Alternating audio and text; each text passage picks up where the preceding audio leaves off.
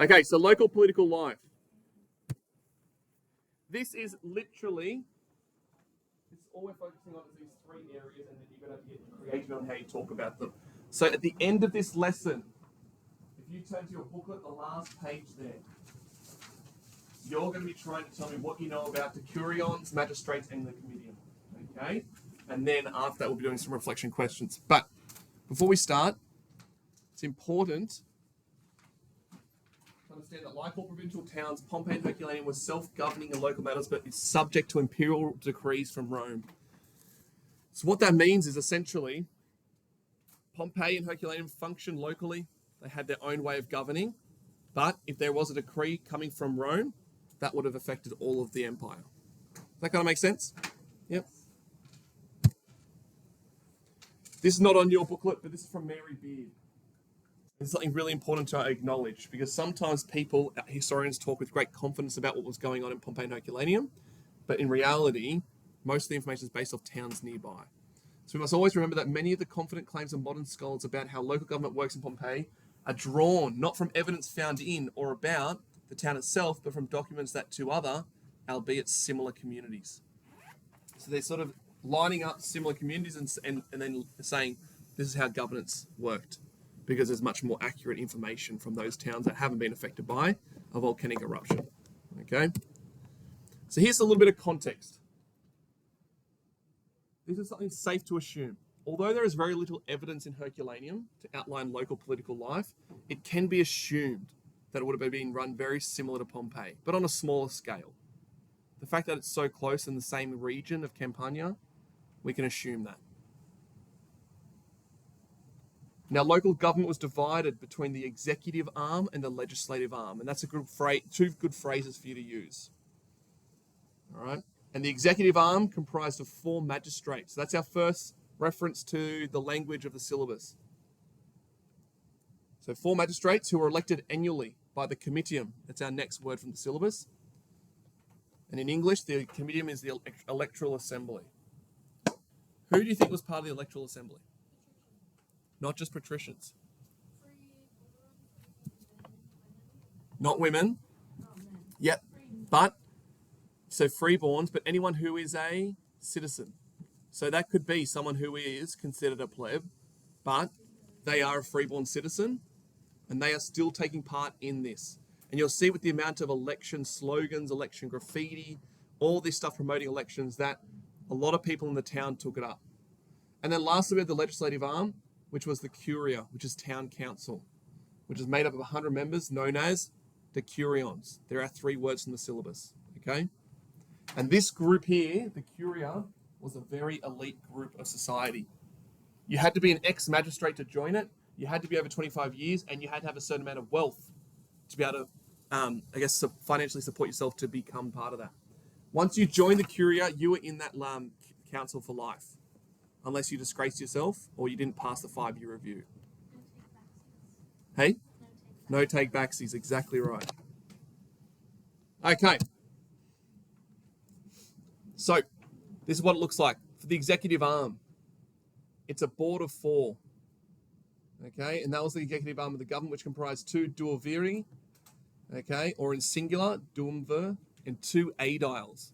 Aediles, you should be familiar with aediles. Now, the 2 top dogs out of the 4 were the duoviri. You could consider them the senior magistrates, the aediles are the junior magistrates. So the duoviri were elected by the comitium, so that's the electoral assembly, in March and served 1 year starting in July. While in office, they wore a toga with a purple border, were accompanied in public by lictors, they're kind of like public servants, carrying fasces. Fasces it's pretty hectic actually. It's a bunch of like rods of timber strapped together with a sharp like axe-like object sticking out of it. And it was meant to resemble strength and unity, right? But it was also a way of showing one's authority that they would use against people. The duoviri had the best seats at the theatre and the games, and they had a personal staff of 5 to 6 people. But they had a lot to do. This is what their role was. They were the most senior officials in the city. They were elected every year in March by the Comitium. They administered the electoral rolls. They were responsible for criminal and civil cases such as murder, robberies, misuse of public funds, and inappropriate behaviour during elections. They made judgments about electoral candidates without the required qualifications and unworthy members of the city council. So what that means is that second bit, every 5 years they would do a review of the Curia, the city council. And the Duumviri could actually deem someone unworthy. Every 5 years they were elected as also the quinquennial Duumviri to take the census and control morality. So they got a lot on their plate.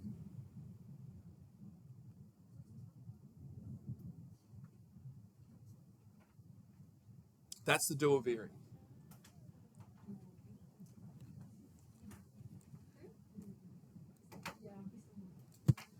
Then the other arm, it's the other part of the executive arm, we have the aediles.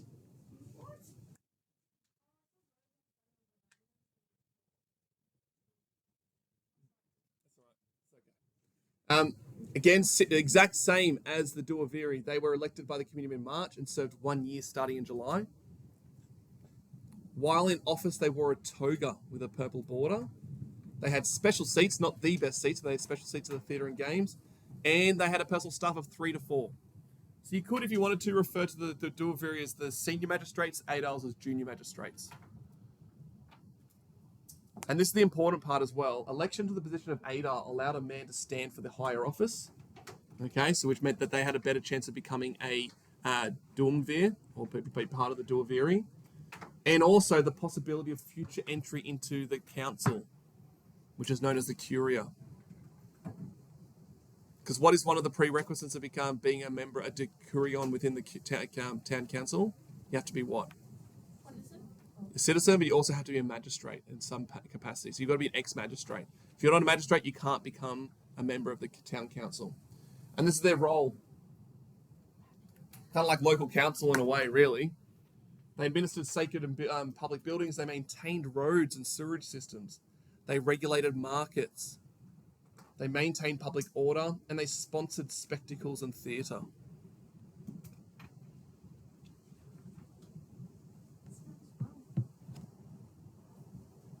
So it looks like they're doing a bit more of the grunt work compared to the Duumviri.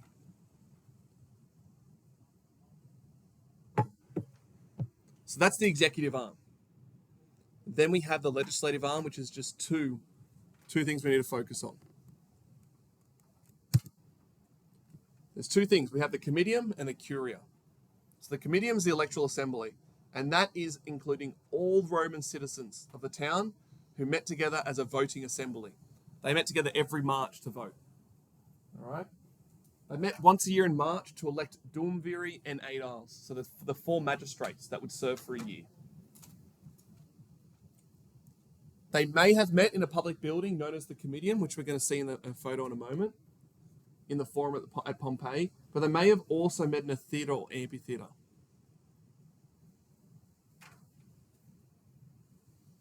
And so in regards to that group, the number's unknown because they don't actually have an exact number of how many citizens lived in Pompeii. But then the one group that's much more exclusive we have is the Curia, the town council. And that had a number of 80 to 100 members. And so you could have become a member of that if you're an ex-magistrate and you're over 25 and you're wealthy, okay, without someone in the Curia dying or someone in the Curia being disgraced and removed. So it was drawn from a census of prominent citizens of a good reputation and honourable profession, at least 25 years old and wealthy enough to pay the expenses the duties of office required. Ex-aediles were probably admitted automatically. And so this is where the Curia is very important and very influential. They controlled all aspects of public life. So they controlled civic finances and taxation. They controlled public religion, public buildings, and regulations for commerce. Granted significant citizens the right to erect tombs outside the city walls. They had no military powers. They may have met in the Curia in Pompeii, but no Curia has been yet uncovered in Herculaneum, just as a little bit of proviso. So what the Curia does, even though the Curia has oversight over the magistrates in a way. Okay. Now this is the first bit of evidence you can refer to when you're talking about political life. Is the fact that the exist. Oh, sorry. Do you want me to go back? I can go back. All good? Yep. The first bit of evidence you can refer to when talking about political life is the existence of political buildings. So politics was a major aspect of Pompeii, and this is evident in the entire southeast section of the Forum being dedicated to local government. Extensive work gone into the architecture and scope of the three buildings, the Basilica, Curia, and Comitium, is further evidence of the role and importance of politics. So these are three buildings I want you to know.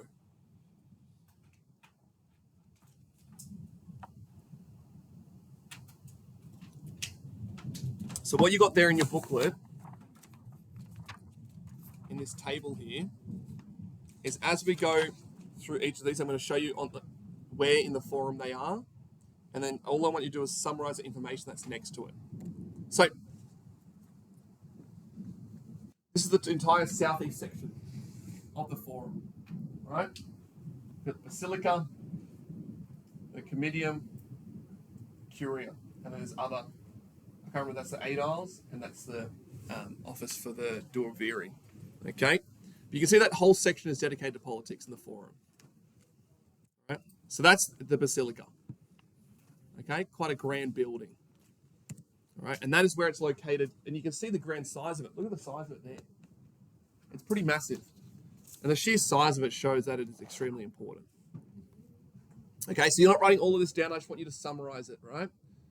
The Basilica, one of the finest buildings in the town, with its long two-storied central hall, flanked on either side by a colonnaded aisle and raised podium at the far end, has often been cited as the seat of the judiciary and law courts. So if they're law courts, who would be presiding over them? Think of the magistrates. Duoviri. Yeah? They're the ones who look over all the civil cases. Other arguments are the Basilica was possibly also a business centre. I'm not talking about a market, but a business centre where you might have offices where people reside. But whatever its various purposes, the graffiti, which is another example of evidence, often of an angry or abusive nature, scrawled on its outer walls, indicates that large numbers of people gathered or idled around it.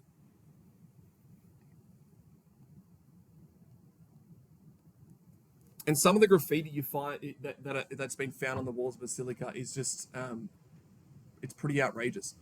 Like people have just written on the walls, just making fun of a friend for being like short, or for not being. Yeah, it's like someone's like shortcomings, and they've just written on the wall.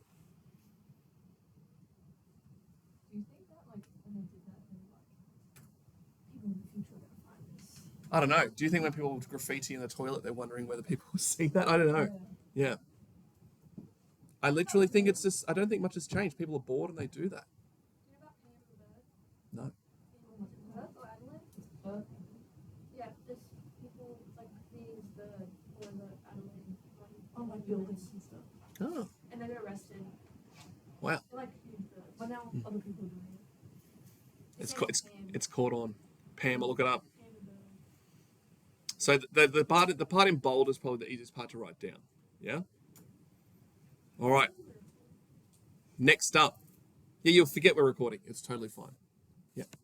As long as there's no profanity or just random chat, that's fine. You're far enough away that I probably won't even pick it up. Unless you're shouting. Next one is the Curia. Doesn't look very grand there, but it was a grand building. Okay?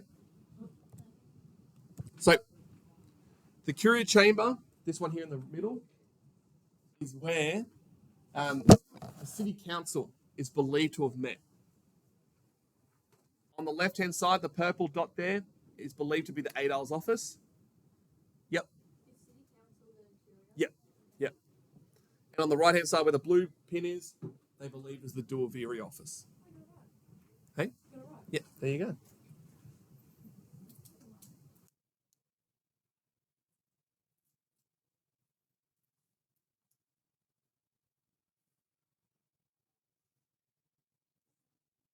I think all you need to jot down there is that Curia Chamber is where they believe City Council met, and the chamber is flanked by the Aediles office and the Duaviri office. That's pretty much it in a nutshell. Will Duaviri and Aediles, will that all be spelled with capitals at the start every time you talk about them, or do you lowercase? Yeah. Is that not at the start? I think just go capitals to be safe, like as a pronoun, because it is a title. Yeah.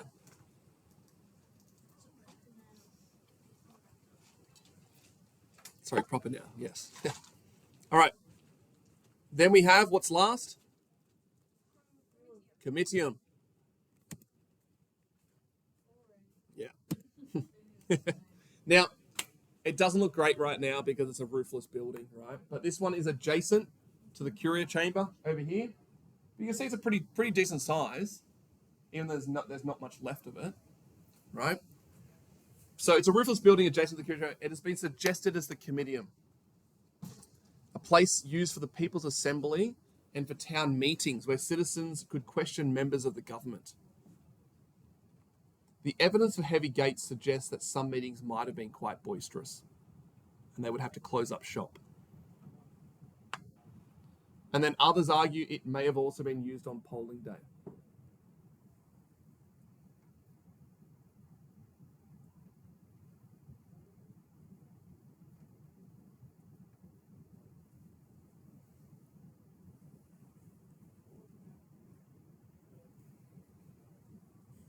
Would you say the heavy doors indicate the need for crowd control? Yeah, 100%. Yeah.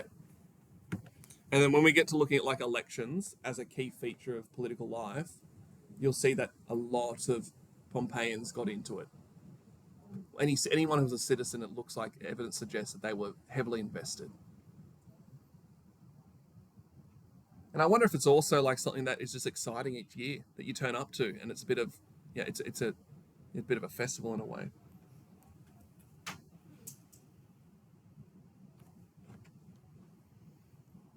Was it Pam the bird? I'm gonna look it up. Yeah. Isn't it like a magpie? It's not like a realistic bird. It's like it's a really bad bird. But yeah, people fully going for like a fighting bird. Well, what's that huge one that got on like the side of the building or something? I'm like, how did they do that without anyone being like? That's like the same thing. Wow, there's a lot of them. Well, that wasn't like anonymous though. Yeah. No, they like actually had like people do that. Oh, well, that's how they do it. What? The Saint? Yeah.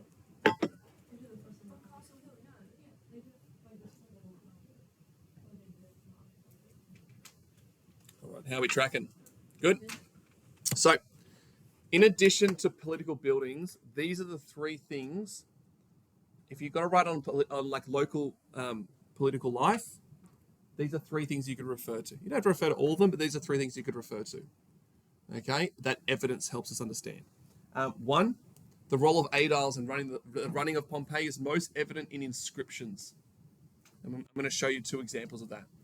Another one about local political life is the legacy of magistrates is evident in epitaphs.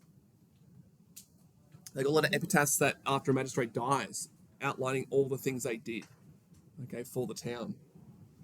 And then lastly, the importance and excitement of annual elections is evident in graffiti and inscriptions. Does anyone remember that the word starting with P they talked about in their programmata? Yeah, they're the electoral posters. Okay, all right. So the role of the Aediles. The following inscription shows the role of the Aediles in administering public works. It appears on a travertine block found sunk into the ground just inside the Stabian gate. And this is what it says. M. Sutius, son of M, and Numerius Pontius, son of M, Aediles marked out this road as far as the lower Stabian road. This road is marked out over 100 feet. The same magistrates worked out the Pompeian road over 30 feet as far as the temple of Jupiter Melicios. It's a really fancy way of saying these people at the Aediles did this work on this road. Essentially, it's a form of legacy. It's a bit of ownership. It's about acknowledging who did what. And then the next one is an inscription that shows the role of the Aediles in controlling markets. It refers to market stalls by the amphitheatre. By permission of the aediles, Gnaeus Aninius Fortunatus occupies this space. So he's been given permission by the aediles to have this stall in that location. I guess it's similar to like, when you go to a market and you got to like get like approval to have a site. Yep. Where did use this? Yep. Where I would literally, I would just say inscription, found at Staving Gate. Okay. Yeah. And then if you can remember a part of it. Like that bottom one is probably a lot easier.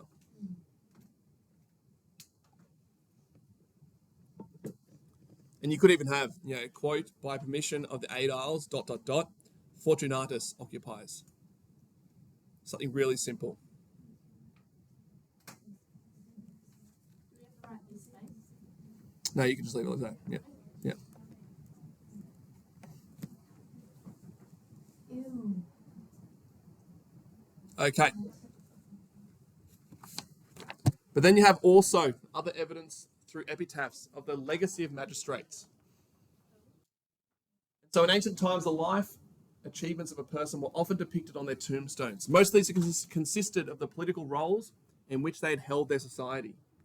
The tomb here on the left, tomb epitaph on the left, is an example where great pride is taken in the roles in which the person has held in their society. To Marcus Lucretius Decidanus Rufus, Duumvir 3 times. Quinquennial priest, military tribune by popular demand, staff officer, praefectus fabrum by decree of the decurions after his death. Yep. Is this Pompeii? Yep. Let's just go through this epitaph. It's quite a resume. Okay. So what's the first thing you'll learn about Lucretius Rufus? What office did he hold 3 times? Which is the senior magistrate. Very good. Okay, does anyone pick up the quinquennial? What's that? That was the people that did the census. Very good. Every 5 years, right? So that means that once when he was a duumvir, he also did the role of quinquennial. He was also a priest. Doesn't say for which temple or which god or goddess or god. Okay. He was a military tribune as well. Okay, staff officer. So he's got some military credentials as well. And then, this last bit. By decree of the decurions. Who are the decurions? Yeah. No, that's the duumvir. Decurions, there's 100 of them. Town council. Okay? Yeah, it's all right. We're going to go back through it. But the town council, which has the 100 elite, they have given permission for this epitaph to be erected. Does that make sense? Yeah. I thought that it was called like curia, not decurion. No, so the curia is the council. Decurions are the members of the council. Yeah. Would you like me to change the aircon, Taylor? Okay. Cool. No, don't be sorry. All right. Then the last bit of evidence we're going to refer to is looking at elections. Okay? So the whole town took a keen interest in the election campaign, as can be seen from the many inscriptions found on the walls. Because these elections were for every citizen, you had every category of workers, traders, and businessmen had a steadfast commitment for taking part, as well as a strong sense of civic responsibility to ensure that the worthiest candidates were elected. There must have been almost full turnout at every election, judging from the exhortations, which is messages that incite support or conflict, made on the electoral district by district, house by house, and shop by shop. And this is an example of slogans, messages on outside shop walls. And you might find that certain districts of the town were backing a certain person to be elected as the aedile. And they would put up their strong support all over their walls. So that could be... Oh, that's like the political one. Yeah. Yeah.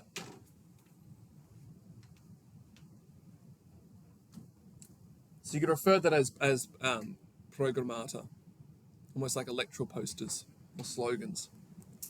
So what we're going to do is we're going to look at a few examples of what that would look like.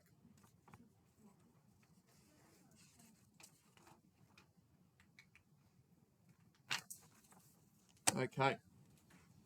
So, if you ever talk about electoral graffiti, refer to programmata. It's posters showing election support. Shows people took a lively interest in local elections.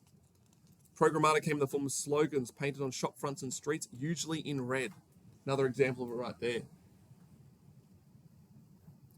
Programmata usually included names of the candidate, office he was standing for, qualities, and names of the supporters.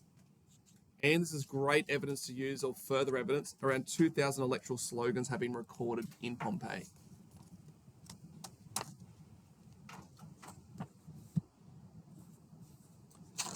And what that means is that, that more than likely those almost close to, if not all of those 200 electoral slogans are probably from the March election in 79 AD, before the eruption.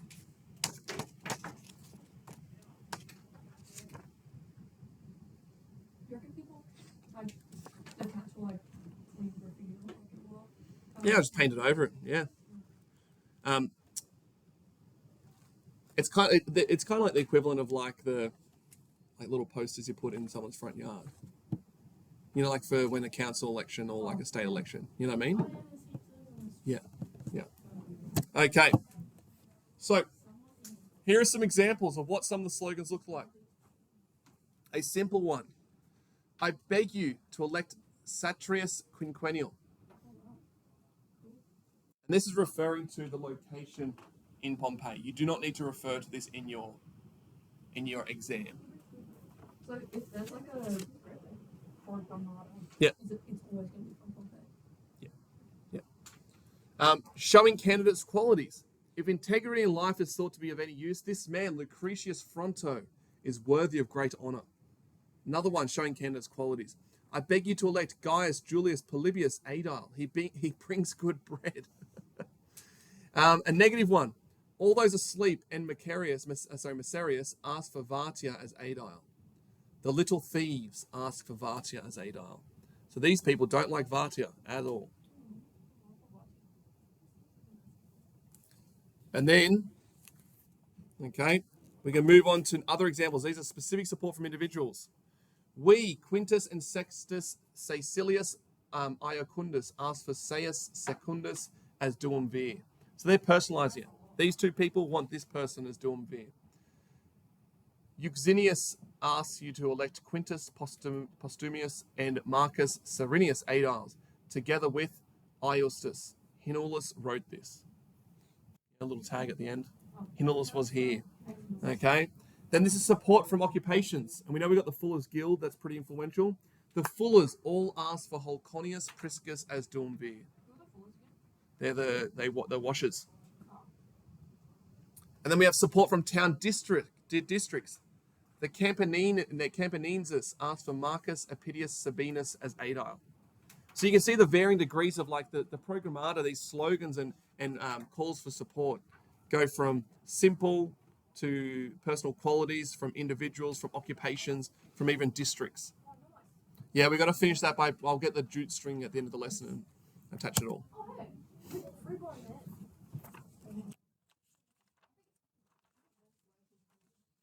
Yeah, I think it looks good, doesn't it? Okay.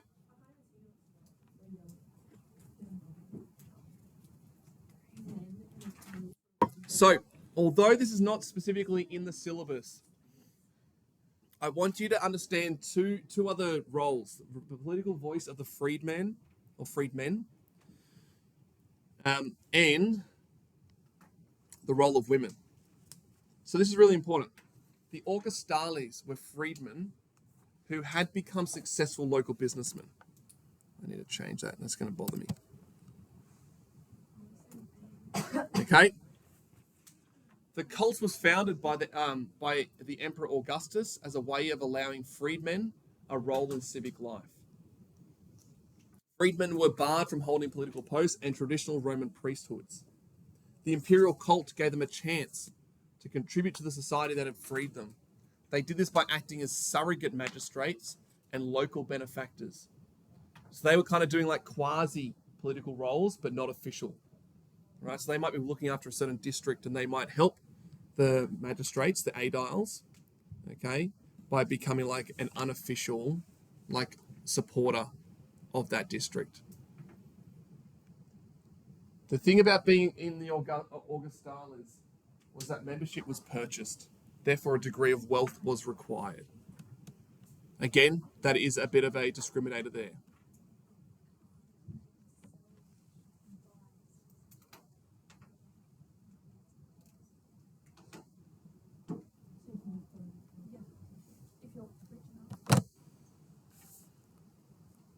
So all we're going to... Oh, sorry, you got a question?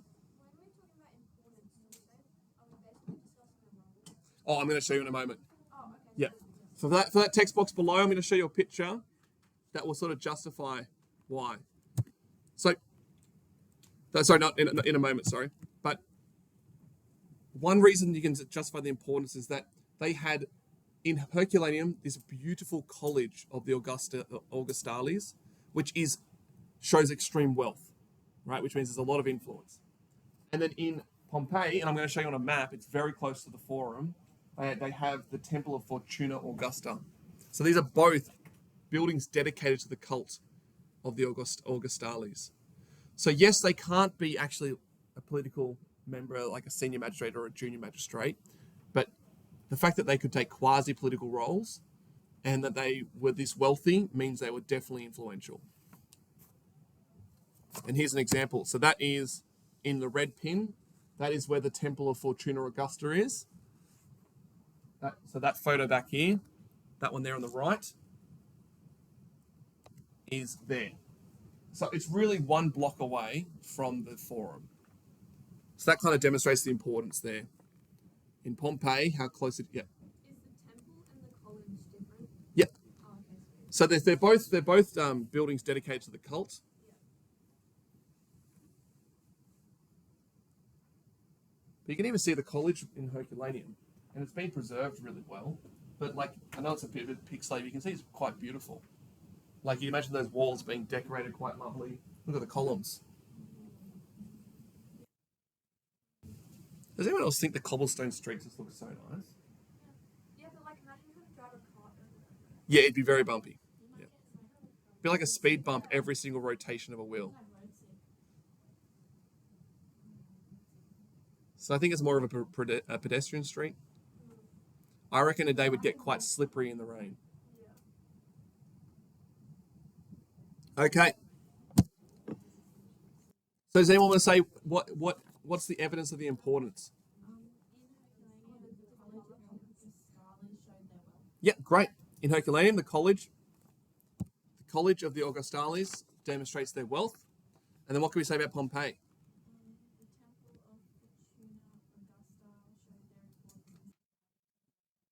Very good. Talk about the degree of how close they are to the Forum. That demonstrates not just economic influence, but also that's political influence too. Great. And lastly, we already know that women did not have the right to vote, okay? But they nevertheless played a crucial role given that they had a number of influential contacts through their work or social acquaintances. And Eumarchia is a good example of an exception to the rule. She was a public priestess of Venus. She was the matron of the Guild of the Fuller. And she paid for the building of Eumarchia, which is the largest building. It's the largest building close to the Forum. Very quickly, this is where it is. So it's at the Forum. It's that huge space there. It's it's roofless, but that entire section there was the building of Eumarchia that she dedicated and paid for. So you can't imagine someone with that much wealth and influence wouldn't have a role in politics, even if they can't represent themselves or they can't vote.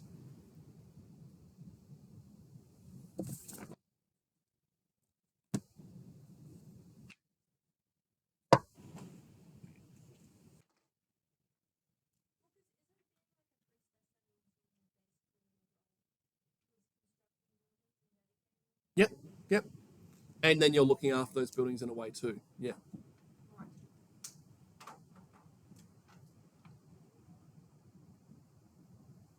All right. This is the fun part. So I'm happy for us to talk about this first rather than you write and have to change it. All I want you to know is for each of these words from the syllabus, the Curions, Magistrates, Comitium, I want you just to dot point or just cover that little text box with as much information as you can. What do you know, and how does it relate to local political life? So call it now. What do we know about decurions right now? Very good. How many roughly? 100. Yep, good. Okay. 80 to 100. 80 to 100. What was there? How could you become a decurion? You had to be what? A citizen, an ex-magistrate. Yeah. You had to be over 25, and I would argue the most important one is you had to have enough money.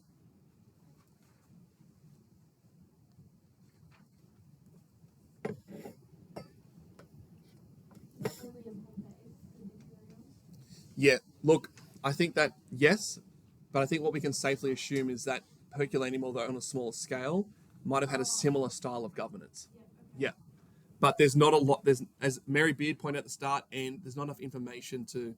Yeah. So if writing a response, we can say it's suggested Yep. that this is the same with Herculaneum, yet there's more evidence in Pompeii. Good. Yeah. Exactly. Okay. How do the decurions relate to political life? Because they were members. Decurions were members of the what's the Latin word? Curia. What did the Curia do? They were the city council, and they oversaw a heap of stuff. They oversaw funding, controlled all aspects of public buildings. Okay.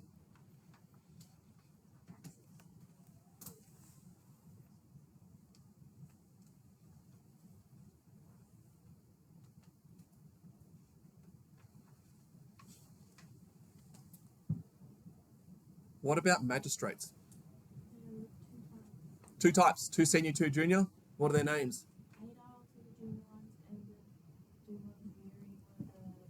Yep. What's a singular term for duoviri? Duoviri is plural. One of them is duum vir. Very good. Duum vir. Yep. Okay. So there's 4 magistrates. How long are they magistrates for?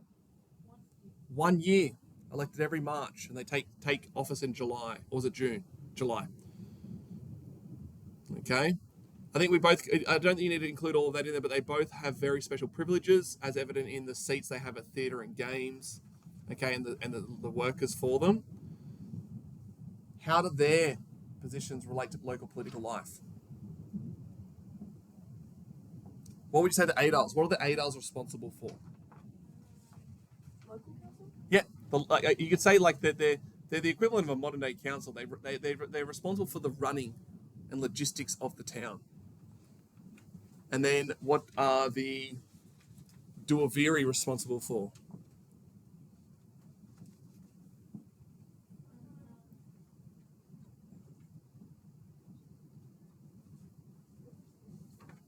Judgments about electoral candidates. Good. Yeah. Okay. So they're responsible for the electoral process. They're responsible for civil cases, so law, and they're also responsible for the dismissal of decurions that they are deemed unworthy.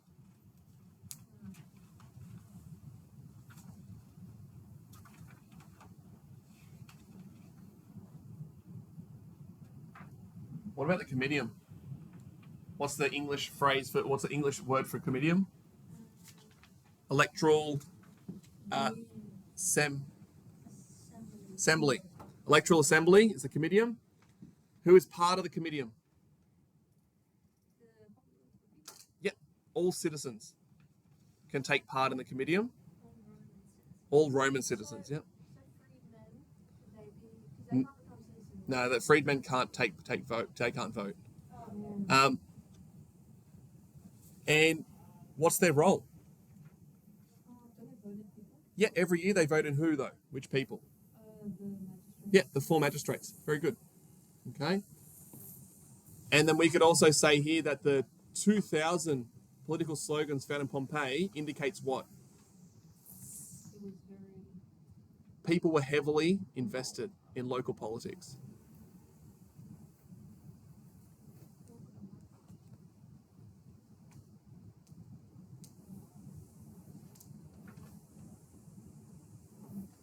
Does anyone have their question booklet on them?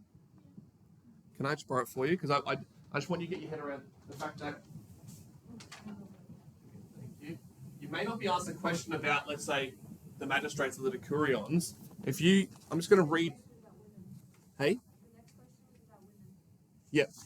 In regards to social structure, yeah. But the political one, I'm just going to read you the political question that was from the 2017 HSC paper. 6 marks. Describe the key features of political life in Pompeii and Herculaneum. And you've got to refer to 2 sources. One's about a notice from an aedile, and then one's a dedicatory inscription. Okay? Now, if you saw that question that's about key features of political life, all you got to do is make clear what the political features are. Do you need to base it, really quickly, if you look up, do you need to base it off these 3 words? Or could you base it off what your evidence shows? Like, yeah, you could base it on a key political feature was the role of the magistrates and talk about the aediles. Okay? You could talk about the role of the comitium and local elections. Thank you. This is where we've got to get, as long as you know these 3 words, you can integrate them however you want. So, this is where I'm going to stop talking and I'll leave you for a little bit to do some work. These questions need to be answered in your workbook. Or you can do it on your laptop, it's up to you, okay? But this is going to be your demonstration of how you know. Have a go at trying to answer them without looking at a booklet, because some of them you should be able to do it, okay? And then we'll go through them.